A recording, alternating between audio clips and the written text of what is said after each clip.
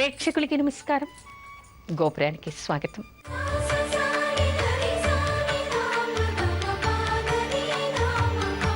ఈ రోజు గోపురంలో సాంప్రదాయాలు చెప్పుకునే ముందుగా అర్చనలో మహాగణపతిని స్మరించుకుందాం.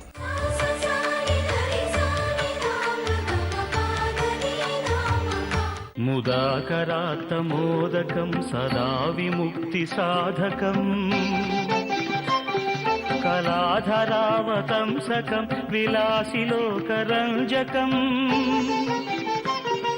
అనాయకైకనాయకం వినాశితే భదైత్యకం నటాశుభాశునాశకం నమామి తం వినాయకం.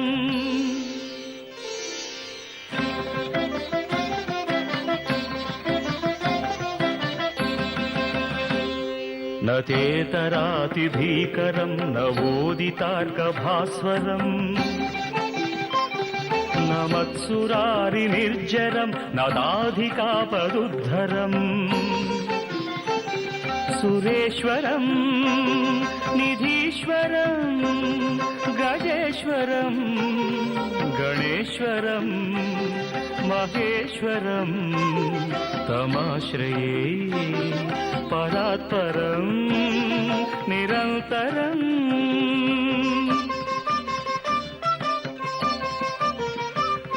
సమస్తలోకశంకరం నిరస్తదైత్యకుంజరం దరేతరోదరం వరం వరే భవక్రమక్షరం కృపాకరం క్షమాకరం ముదాకరం యశస్కరం మనస్కరం నమస్కృతాం నమస్కరోమి భాస్వరం.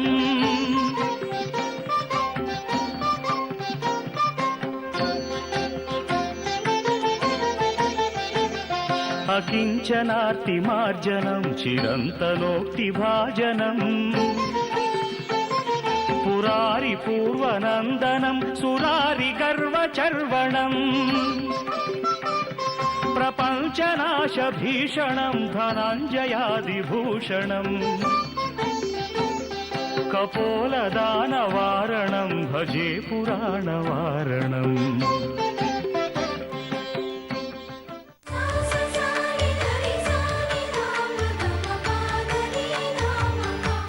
దక్షిణాయన పుణ్యకాలంలో పాటించవలసిన నియమాలు ఏమిటి?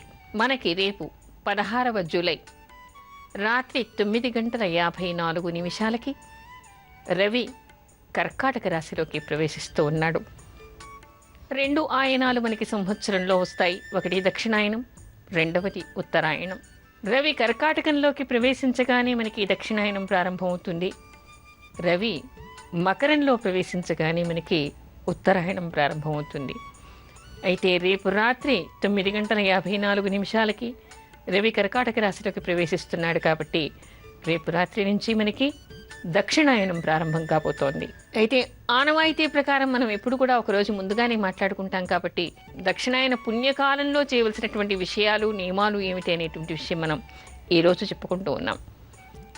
అయితే దీనికి చాలామందికి ఆధునికులకి సందేహాలు ఉండవచ్చు. దక్షిణాయనం రాత్రి వస్తుంది కదండి, అంటే రాత్రి రవి కర్కాటకంలోకి ప్రవేశిస్తున్నాడు కాబట్టి ఎల్లుండి ఉదయం చేసుకోవచ్చు కదా అనేటువంటి సందేహాలు చాలామందికి కలగవచ్చు.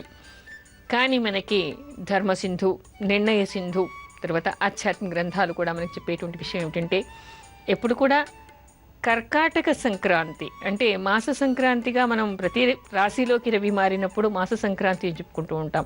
అలాగే కర్కటక సంక్రాంతి అని దీన్ని అంటారు. కర్కాటకంలోకి ప్రవేశించినప్పుడు దక్షిణాయన పుణ్యకాలం అని కూడా దీన్ని అంటారు. అయితే ఎప్పుడైతే కర్కాటకంలోకి ప్రవేశిస్తూ ఉంటాడో దానికంటే ముందుగానే వచ్చేటువంటి కాలం అత్యంత పుణ్యతమమైనటువంటి కాలంగా మనకి చెప్తూ ఉన్నారు. అంటే ప్రవేశించక ముందే మనం చేయవలసినటువంటి జపదాన హోమాలు స్నానాలన్నీ కూడా ముందుగానే చేయాలి అనేటువంటి విశిష్టత కనపడుతోంది. ముందుగానే చేయాలంటే ఒక్కొక్కసారి సూర్యోదయంలో రవి ఎప్పుడైనా కర్కాటకంలోకి ప్రవేశిస్తే అప్పుడు మాత్రం మనము మరుసటి రోజు చేసుకుంటాం. రేపు రాత్రి 9:54 రవి కర్కాటకంలోకి ప్రవేశిస్తూ ఉన్నాడు కాబట్టి దానికంటే ముందు సమయం కాబట్టి రేపు మధ్యాహ్నం, రేపు ఉదయం 10 గంటల తర్వాత నుంచి ఎవరైనా కూడా నదీ స్నానం అంటే ఈ దక్షిణాయన పుణ్యకాల సందర్భంగా చేసేటువంటి స్నానము, దానము, తర్పణాలు, జపాలు, హోమాలు ఏమున్నా కూడా రేపు చేయవచ్చు. అయితే సాయంత్రం వేళటికి మామూలుగా మనకి ధర్మసింధులో కనిపించేటువంటి విషయం ఏంటంటే రవి కర్కాటకంలోకి ప్రవేశిస్తున్న దానికంటే దగ్గరగా ఉండేటువంటి సమయం అత్యంత పుణ్యతమము అని. రేపంతా పుణ్యకాలమే, రేపు పగలంతా కూడా పుణ్యకాలమే అయినప్పటికీ దగ్గరగా అంటే రవి ఎప్పుడైతే అందులోకి ప్రవేశిస్తూ ఉన్నాడో దానికి దగ్గరగా ఉండే సమయం అంతా కూడా అత్యంత పుణ్యతమము అని చెప్తూ ఉన్నారు. అంటే రేపు సూర్యాస్తమయానికంటే ముందు ఎవరైనా నదీ స్నానం చేసి నదీ తీరంలో కానీ, పుణ్యక్షేత్రంలో కానీ, ఇంట్లో కానీ ఎవరైనా చేసేటువంటి జపాలు, పితృదేవతలకి తర్పణాలు, దానాలు ఇవన్నీ కూడా విశిష్టమైనటువంటి ఫలితాన్ని ఇస్తాయిట. అన్నిటికంటే ముఖ్యంగా సూర్యభగవానుడికి అర్ఘ్యప్రదానం చేయటం, పితృదేవతలకి తర్పణం వదలటం, ఎవరెవరికి ఏ మంత్రజపాలున్నాయో ఆ మంత్రజపాలన్నీ కూడా వాళ్ళు నదీ తీరంలో కూర్చొని లేదా ఇంట్లో అయినా స్నానం చేసి కూర్చొని చేస్తే విశిష్టమైనటువంటి ఫలితం వస్తుంది. అయితే ఎప్పుడు కూడా మనం చెప్పుకుంటూ ఉంటాం, ఏదైనా ఒక దానం చేస్తే కూడా విశిష్టమైనటువంటి ఫలితం వస్తుందని. దానాలు ఎక్కడెక్కడ చేయాలి, ఎప్పుడెప్పుడు చేయాలి అనేటువంటి విషయం కూడా ఇదివరకు మనం గోపురంలో చెప్పుకున్నాం. ఎప్పుడైనా మామూలుగా దానం చెయ్యాలి అని అనిపిస్తే వెంటనే దానం చెయ్యాలి, దానికి ఆ ఫలితం వస్తుంది. కానీ విశిష్టమైనటువంటి ఫలితము, అలభ్యమైనటువంటి నాశము లేనటువంటి ఫలితం కావాలంటే కొన్ని మనకి విశిష్టమైనటువంటి పర్వటి కాలాలు ఉన్నాయి. అలాంటప్పుడు చేస్తే విశిష్టమైనటువంటి ఫలితం కూడా వస్తుందిట. అంటే మనకి మాస సంక్రాంతి రోజు ప్రతి నెల కూడా రవి ఒక రాశి నుంచి మరొక రాశిలోకి మారినటువంటి రోజును మనం మాస సంక్రాంతి అంటాం. ఆ రోజుల్లో చేస్తే మంచి ఫలితం ఉంటుంది. అలా కాకుండా కర్కాటక రాశిలోకి వచ్చినప్పుడు దక్షిణాయనం ప్రారంభమయ్యేటువంటి ఈ సందర్భంగా చేస్తే విశిష్టమైనటువంటి ఫలితం ఉంటుందిట. అంతేకాదు ఎవరైనా మంత్రోపదేశాలు తీసుకోవడానికి కూడా విశిష్టమైనటువంటి కాలంగా చెప్తారు. మంత్రోపదేశం తీసుకోవడానికి ఎవరైనా సరే ఇలాంటి పర్వటి కాలాలు ఎంచుకోవాలిట. మామూలుగా అయితే మాస సంక్రాంతి రోజు కానీ, లేదా కర్కట సంక్రాంతి రోజు కానీ, మకర సంక్రాంతి రోజు కానీ, చంద్రగ్రహణం కానీ, సూర్యగ్రహణం కానీ, అన్నిటికంటే సూర్యగ్రహణం విశిష్టమైంది అంటూ ఉంటారు. అయితే రేపటి రోజు కూడా మామూలుగా అయితే రేపు పనికి రాకపోవడానికి కారణం ఏమిటంటే మనకి గురుమౌఢ్యం ఉంది. ఉపదేశం అంటేనే గురుముఖంగా తీసుకునేటువంటిది. అందుకని రేపు కొత్తగా ఉపదేశాలు తీసుకునే వాళ్ళెవరు మాత్రం తీసుకోకండి. కాకపోతే ఈ సందర్భంగా చెప్పుకోవాలి కాబట్టి ప్రతి సంవత్సరం కూడా కర్కటక సంక్రాంతి వచ్చినప్పుడు దక్షిణాయన పుణ్యకాలం ప్రారంభమయ్యేటువంటి పర్వటి కాలంలో ఎవరైనా కూడా గురువుల చేత మంత్రోపదేశాన్ని పొందడానికి విశిష్టమైనటువంటి కాలంగా చెప్తారు. అందుకని ఈ సంవత్సరం వీలు కాకుండా మరో సంవత్సరం, ప్రతి సంవత్సరం మనకి దక్షిణాయనం ఉంటుంది. ప్రతి సంవత్సరం కూడా రవి కర్కాటక రాశిలోకి మారుతూ ఉంటాడు. ఇది గుర్తుపెట్టుకుంటే మరో సంవత్సరం కానీ మీరు ఏదైనా కొత్త మంత్రాలు ఉపదేశం తీసుకోవాలి గురుముఖంగా అనుకుంటే అవన్నీ కూడా దక్షిణాయన పుణ్యకాలంలో తీసుకోవచ్చు. కానీ ఈసారి మాత్రం మనకి గురుమౌఢ్యం ఉంది. అసలు ఉపదేశమే గురు ద్వారా తీసుకుంటూ ఉన్నాం. అయితే గురుమౌఢ్యంలో మాత్రం కొత్తగా మంత్రోపదేశాలు పనికిరావు కాబట్టి రేపు ఎవరు కొత్తగా మంత్రోపదేశాలు తీసుకోకండి. కానీ ఎవరైనా ఇప్పటికే గురుముఖంగా మంత్రోపదేశం తీసుకుని ఉంటే వాళ్ళందరూ కూడా రేపు మంత్ర ఉపాసన చేయడానికి, జపం చేయడానికి విశిష్టమైనటువంటి కాలం. ఎందుకంటే మంత్ర సిద్ధి కలుగుతుంది అంటారు. ఇలాంటి పర్వటి కాలాల్లో ఎక్కువగా జపం చేయటం వలన, దానం చేయటం వలన, హోమం చేయటం వలన విశిష్టమైనటువంటి ఫలితం కలుగుతుంది అంటారు. అర్చనలు, అభిషేకాలు, ముఖ్యంగా అన్నదానం చేయడానికి విశిష్టమైనటువంటి కాలంగా చెప్తారు. కానీ ఎవరైనా సరే అన్నదానాలు చేయవచ్చు, లవణ దానం చేయవచ్చు, తర్వాత నవధాన్యాలు చేయొచ్చు, లేదా షోడశ దానాలు చేయొచ్చు, దశ దానాలు చేయొచ్చు, కుష్మాండ దానం చేయవచ్చు, చెప్పులు దానం చేయవచ్చు. ఈ కాలంలో గొడుగు దానం చేస్తే విశిష్టమైనటువంటి ఫలితం ఉంటుందిట. ఎందుకంటే వర్షాకాలం మొదలైంది కదా, మరొకరికి ఉపయోగపడేటువంటి వస్తువులన్నీ కూడా దానం చేయమని మనకి శాస్త్రం చెప్తోంది. అందుకని గొడుగు దానం చేయడం, బ్రాహ్మడికి భోజనం పెట్టడం, పేదలకి భోజనం పెట్టడం, పశుపక్షాలకి ఆహారం వేయటం, అంతేకాదు నదీ తీరానికి పెడతారు కదా ఇప్పుడు వర్షాకాలం, ఇలాంటి సందర్భంలోట అక్కడ ఉండేటువంటి జలచరాలకి కూడా ఆహారం వేయచ్చు. ఆహారం వేయాలని చెప్పేసి నదుల్ని కలుషితం చేయకండి. వాటికి తినడం కోసం గోధుమ పిండి ఉండలుగా చేసి మనం రొట్టెలకి పిండి చేస్తూ ఉంటాం కదా, అలా చేసి చిన్న చిన్న ఉండలు వేసేస్తే అక్కడ వచ్చేవన్నీ కూడా అవి వెంటనే తినేస్తాయిట. అవి వెంటనే కూడా నానిపోయి నీళ్లలో కలిసి కలుషితం కూడా కావు. అక్కడ ఆ ప్రాంతంలో ఉండే జలచరాలన్నీ కూడా తీసుకుని తినేస్తాయిట. ఆ విధంగా చేయొచ్చు. పక్షులకి ఆహారం వేయచ్చు, జంతువులకి ఆహారం పెట్టచ్చు, చెట్లకి నీళ్లు పోయొచ్చు. తర్వాత ఇక్కడ ఈ నెలలో మొత్తంగా కూడా అంటే ఈ కర్కాటక సంక్రాంతి నుంచి మొదలు మనకి ఆషాఢ మాసం కూడా ఉంది. ఈ ఆషాఢ మాసం అంతా కూడా ముఖ్యంగా కర్కాటకంలో రవి ఉన్నప్పుడు ఎవరు కూడా వారి జుట్టును కత్తిరించుకోకూడదుట. జుట్టును కత్తిరించుకోకూడదంటే గృహస్థులైనటువంటి వాళ్ళు చాలామంది ఏం చేస్తూ ఉంటారు, వాళ్ళు గడ్డను గీక్కోవడం, ఆ తర్వాత వాళ్ళకు ఉండేటువంటి హెయిర్ కటింగ్ చేస్తూ ఉంటారు. తర్వాత పిల్లలకి పుట్టి వెంట్రుకలు తీయడం, ఇలాంటివన్నీ కూడా నిషేధంగా మనకి శాస్త్రం చెప్తోంది. ఎవరైనా తల్లిదండ్రులు లేనటువంటి వాళ్ళకి మనకి కొన్ని గ్రంథాల్లో కనిపిస్తోంది. ఎవరైనా గృహస్థు తల వెంట్రుకలు తీస్తేట అవి వారి పెద్దలకి నరకలోకంలో ఆహారంగా పెడతారట. అది నమ్మినా నమ్మకపోయినా ఆ విషయాన్ని పక్కన పెట్టండి. ఇక్కడ మనకి కర్కాటకంలో రవి ఉన్న మాసంలో, సింహంలో రవి ఉన్న మాసంలో, మకరంలో రవి ఉన్న మాసంలో ఎవరు కూడా హెయిర్ కట్ చేసుకోకూడదు అనేటువంటి విషయాలు కనిపిస్తూ ఉన్నాయి. అంటే క్షవరం చేసుకోకూడదు, అదేవిధంగా గడ్డం గీక్కోవడం కానీ ఇలాంటివి కానీ పనికిరాదు అనేటువంటి విషయం మనకి ఆధ్యాత్మిక గ్రంథాల్లో ప్రత్యేకంగా కనిపిస్తోంది. ఇలాంటి నియమాలన్నీ కూడా రేపు పాటించి దక్షిణాయన పుణ్యకాలంలో ఏ దానాలు చేయాలి, ఇంతకుముందు కూడా కొన్ని మనం చెప్పుకున్నాం. ప్రత్యేకంగా ఏ దానం చేయాలి అనేటువంటి విషయం ఏమిటంటే, ఎవరైనా ఇక్కడ మనకి కనిపించే ప్రత్యేక దానాలు ఏమిటి అంటే ఘృత దానం చేయాలిట. ఘృతం అంటే మనం ఆవు నెయ్యిని ఒక కంచు పాత్రలో పోసి దానం చేయాలిట. విశిష్టమైనటువంటి ఫలితం వస్తుందిట దానివలన. పెరుగు దానం చేయాలిట. ఈ నెల రోజులకి దది దానం చేయడానికి విశేషమైనటువంటి మాసంగా కూడా చెప్పారు. పెరుగు ఎవరు దానం చేస్తారు, ఒక మట్టి కుండలో కానీ లేదా ఒక కంచు పాత్రలో కానీ, మిగతా వాటిల్లో పనికిరాదు. స్టీల్ పాత్రలో ఇస్తే ఇనుప దానిలో దానం చేస్తే పనికిరాదు, ఇత్తడి దానిలో చేస్తే దానికి రియాక్షన్ అవుతుంది, రాగి దానిలో పోయకూడదు. అందుకని కంచు పాత్ర ఎప్పుడు కూడా ఈ పులుపు వలన రియాక్షన్ తగలకుండా ఉంటుంది కాబట్టి కంచు పాత్ర, కొత్త కంచు పాత్ర. అది శక్తి లేనటువంటి వాడు హాయిగా ఒక కొత్త కుండను కొని దానికి అలంకారం చేసి దానిలో ఆవు పెరుగు వేసి ఒక నెల రోజులు, రేపటి నుంచి మొదలు ఒక నెల రోజులు దానం చేయండి. అది దానం చేసినప్పుడు మాత్రం ఆ నెల రోజులు మీరు పెరుగు తినకూడదు. అంటే నియమంగా ఏమిటంటే ఏది దానం చేసేటువంటి వ్రతం ఒక నెల రోజులు పెట్టుకుంటామో ఆ నెల రోజులు దాన్ని వర్జించాలి అని మనకి శాస్త్రం చెప్తోంది. అందుకని రేపటి నుంచి ఒక నెల రోజులు దధిదానం చేయటం కోసం విశిష్టమైనటువంటిది. అలా చేయటం వల్ల వచ్చేటువంటి ఫలితాలు ఏమిటో కూడా మీకు ఆశ్చర్యం వేస్తోంది. వంశవృద్ధి కలుగుతుందిట, ధనధాన్యాలు సమృద్ధిగా ఉంటాయిట. అంతేకాకుండా ఈ ఆషాఢ మాసంలో ఎవరైనా నక్తవ్రతం చేస్తే, రాత్రిపూట భోజనం చేస్తే పగలు మానేసి ఆ విధంగా చేయటం వలన ధనధాన్య వృద్ధి కాకుండా పుత్రసంతతి కూడా వాడికి పెరుగుతుందిట. ఇలాంటి విషయాలు మనకి ధర్మసింధు లాంటి గ్రంథాల్లో కనిపిస్తూ ఉన్నాయి. అంతేకాకుండా ఎవరైనా సరే అన్నదానం చేయటానికి, శాఖాదానం చేయటానికి విశిష్టమైనటువంటి మాసంగా ఈ మాసం చెప్పబడింది. శాఖాదానానికి మనం శాఖా వ్రతం అని కూడా ఇదివరకు చెప్పుకున్నాం, మహాలక్ష్మి వ్రతం చేయాలని. అలా ఆ రోజు మొదలు పెట్టనటువంటి వాళ్ళందరూ కూడా ఆషాఢ శుద్ధ విధియనే మొదలు పెట్టాలి అంటారు. అలా మొదలు పెట్టనటువంటి వాళ్ళు కూడా ఇక్కడ ఈ దక్షిణాయన పుణ్యకాలం మొదలుకొని అంటే కర్కాటకంలో రవి ఉన్న మాసం మొత్తం కూడా శాఖాదానం చేయవచ్చు. గుడదానం చేయాలిట. గుడం అంటే బెల్లం. ఎవరైనా బెల్లము దానం చేస్తే కొత్త పాత్రలో ఎవరైనా ఈ నెల రోజులు బెల్లం దానం చేయాలి. ఈ నెల రోజులు బెల్లం తినకూడదు.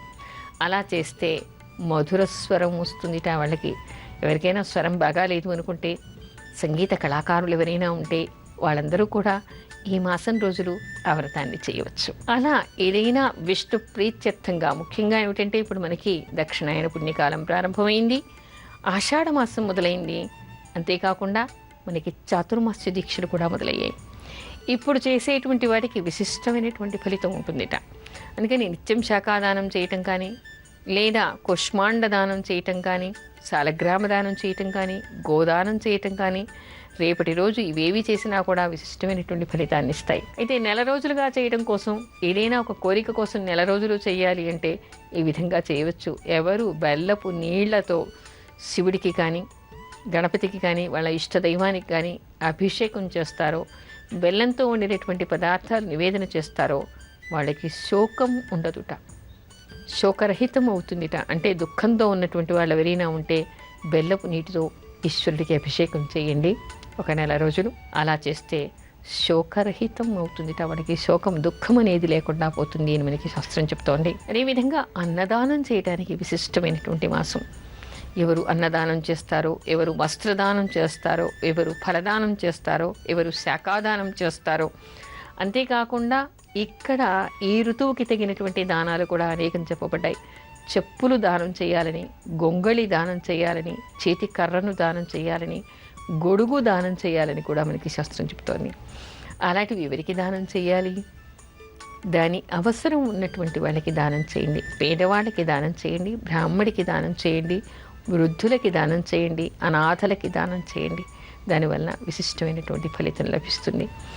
ఇలాంటివన్నీ ఎంచుకుని ఇక్కడ మన భారతీయ సంస్కృతిలో ఉండేటువంటి గొప్ప విషయం ఏమిటంటే, ఏ సందర్భంలో, ఏ ఋతువులో, ఏ పర్వటి కాలంలో భగవంతుడి ప్రీత్యర్థంగా మనం భగవంతుడికే సమర్పిస్తున్నాము అనేటువంటి భావనతో, మనకి పాపాలు పరిహారం కావాలి అనేటువంటి భావనతో, అంటే ఇందులో మన స్వార్థం కనపడుతుంది. మనకి పాపాలు పరిహారం కావాలి, కానీ ఏ విధంగా ఇక్కడి నుంచి నేను తప్పులు చేయను అని మనని మనం సంస్కరించుకోవడం, భగవంతుడి దగ్గర శరణు వేడుకోవడం, మనం శుద్ధులం కావడం, ఆ తర్వాత త్యాగం, మనకుండేటువంటి డబ్బుతో, మనకుండేటువంటి శక్తి ఎంతదో అంత మేర దానాలు చేయటం. ఆ దానాలు కూడా ఆ ఋతువుకు తగినటువంటివి, ఆ వాతావరణానికి, ఆ పండగకి తగినటువంటి దానాలు తప్పనిసరిగా చేయాలిట. అలా చేయటం వల్ల ఏమవుతుంది? సమాజంలో సమసమాజం ఏర్పడుతుంది. లేనటువంటి వాళ్ళకి భగవత్ స్వరూపంగా భావించి ఇవ్వడం, తీసుకునేవాళ్ళు భగవంతుడు తనకు ప్రసాదించాడు అనేటువంటి ప్రసాదంగా తీసుకోవడం. ఇద్దరి మధ్యలో కూడా కనిపించేది నాకు లేదు, అతను ఇస్తున్నాడు అనేటువంటి భావన పుచ్చుకునేవాడికి లేదు. నేనేదో దానం చేసేస్తున్నాను లేనివాడికి అనేటువంటి భావన వీడికి లేదు. ఎంతసేపు భగవదర్పితంగా ఇతను దానం చేయటం, భగవంతుడి ప్రసాదంగా అతను స్వీకరించడం వల్ల అక్కడ ఏమవుతుంది? మనకి అహంకారాలకి కానీ, ఎక్కువ తక్కువ అనేటువంటి భావనలకు కానీ అవకాశం ఉండదు. ఆ విధంగా దానం చేయాలి అని మనకి శాస్త్రం చెప్తోంది. ఏది ఏమైనప్పటికీ కూడా రేపు దానాలు చేయటం కోసం, జపదానాలు చేయటం, తర్వాత హోమాలు చేయటానికి, స్నానం చేయటానికి విశిష్టమైనటువంటి మాసంగా చెప్పబడింది. అందుకని ఎవరెవరు చేయాలి అని అనుకుంటున్నారో వాళ్ళందరూ కూడా రేపు దీన్ని వినియోగించుకోవచ్చు. ముఖ్యంగా నదీ తీరాల్లో ఉన్నటువంటి వాళ్ళు నదికి వెళ్ళి స్నానం చేస్తే మంచి ఫలితం ఉంటుంది. నదీ స్నానం కూడా చేయాలిట. నది దగ్గర లేనటువంటి వాళ్ళు స్నానం చేసేప్పుడు గంగని తలుచుకుని స్నానం చేయండి. గంగను తలుచుకోవడం వల్లే గంగ నీటిలో మునిగినటువంటి ఫలితం వస్తుందిట. లేవలేనటువంటి వాళ్ళు, మంచంలో పడుకున్నటువంటి వాళ్ళు కూడా దానం చేసినట్టుగా భావన చేయండి. అంతేకాదు గంగానదిలో స్నానం చేసినట్టుగా గంగను తలుచుకుని భావన చేయండి. తప్పకుండా మీకు గంగానది స్నానం చేసినటువంటి ఫలితం లభిస్తుందిట. లేదు, నగర జీవితాల్లో హడావిడిలో ఉండేటువంటి వాళ్ళు మీ ఇంట్లో ఉండేటువంటి గంగ చెంబులో నీళ్ళు తీసుకుని హాయిగా స్నానం చేశాక మీద చిలకరించుకుని గంగకు నమస్కారం చేసుకొని గంగా స్నానం చేసినటువంటి ఫలితం లభిస్తుందిట. ముఖ్యంగా ఇంకొకటి ఏమిటంటే, ఎవరైనా సరే రేపు సూర్యభగవానుడికి ప్రత్యేకంగా అర్ఘ్యప్రదానం చేయటం, రేపటి నుంచి రోజు కూడా సూర్యుడికి నమస్కారం చేసుకోవడం, సూర్యుడికి నివేదనలు చేయడం, అన్నిటికంటే ముఖ్యంగా ఏం చెప్తారు? ఇలాంటి పర్వటి కాలంలో సూర్యుడి ప్రీత్యర్థంగా ఎవరు నువ్వులు దానం చేస్తారో వాళ్ళకి అపమృత్యు దోషాలు పోతాయిట. ఎంతటి అద్భుతం! అందుకని రేపటి రోజు ఎవరికైనా అపమృత్యు దోషాలు ఉంటే, దోషాలు లేకున్నా చేయవచ్చు, మీకు జాతకం తెలియాలనే లేదు, ఉంది అని భావించి చేయండి. అపమృత్యు దోషాలు ఏమైనా ఉంటే పోవాలని చేయండి. అలా అపమృత్యు దోష పరిహారం కోసం అని చెప్పేసి నల్ల నువ్వుని రేపు దానం చేయవచ్చు. అలా చేయటం వలన వాళ్ళకి, పితృదేవతలకి కూడా తర్పణాలు వదిలేప్పుడు తెల్ల నువ్వులతో కానీ నల్ల నువ్వులతో కానీ వదలచ్చు. అలా చేయటం వలన పితృదేవుల అనుగ్రహం కలుగుతుందిట. ఈ నల్ల నువ్వులు దానం చేయటం వలన అపమృత్యు దోషాలు పోతాయిట. అందుకని ఇన్ని విశేషాలు ఉన్నాయి కాబట్టి రేపటి రోజు ఎవరెవరు ఎలాంటి అవకాశం ఉపయోగించుకొని దానాలు చేస్తారో, జపం చేస్తారో, హోమం చేస్తారో వాళ్ళకి అలభ్యమైనటువంటి పుణ్యం లభిస్తుంది అని మనకి శాస్త్రం చెప్తోంది. అదేవిధంగా ఇంట్లో కూర్చుని కదలలేనటువంటి వాళ్ళు కూడా ఏదో ఒక నామాన్ని స్మరిస్తూ కూడా ఉండటం వల్ల విశిష్టమైనటువంటి ఫలితం వస్తుంది.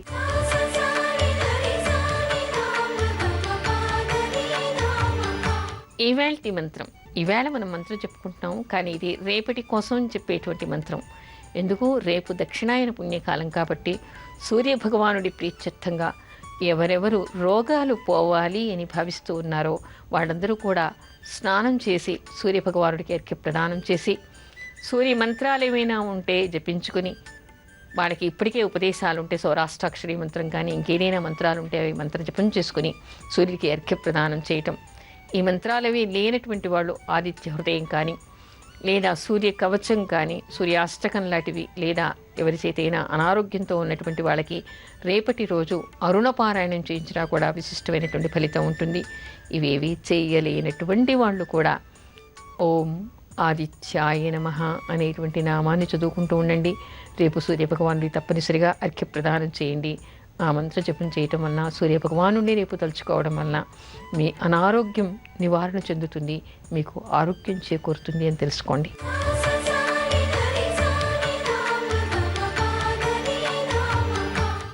ఇప్పుడు అర్చనలో కొన్ని భక్తి గీతాలు.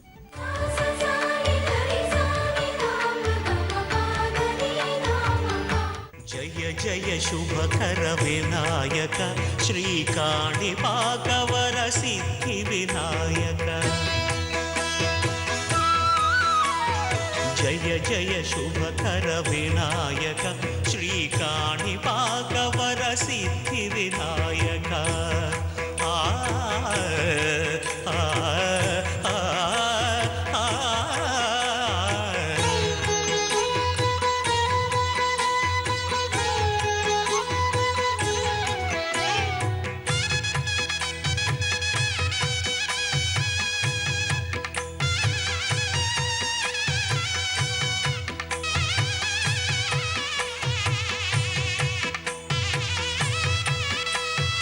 బాహుదా నదీ తీరములోన బావిలోన వెలసిన దేవ, మహిలో జనులకు మహిమలు చాటి ఇహ పరముల నిడు మహానుభావ. ఇష్టమైనది వదిలిన నీకడ ఇష్ట కామ్యములు తీర్చే గణపతి. కరుణను పురియుచు వరములను సగుచు నిరతము పెరిగే మహాకృతి. సకల చరాచర ప్రపంచమే సన్నుతి చేసే విఘ్నపతి. నీ గుడిలో చేసే సత్య ప్రమాణం ధర్మదే